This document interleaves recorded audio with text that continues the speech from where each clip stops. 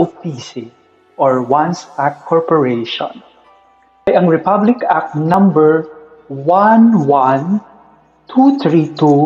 o mas kilala bilang Revised Corporation Code of the Philippines na nakasaad sa Section 132 ng nasabing batas. At ayon sa Section 131, ayon sa nabanggit na probasyon ng batas, sa pagkakataong makuha ng isang stockholder ang lahat ng stocks ng isang korporasyon, ang nasabing stockholder ay maaaring magsumiti ng aplikasyon sa Security Exchange Commission or SEC upang maging one person o OPC ang naunang ordinary stocks.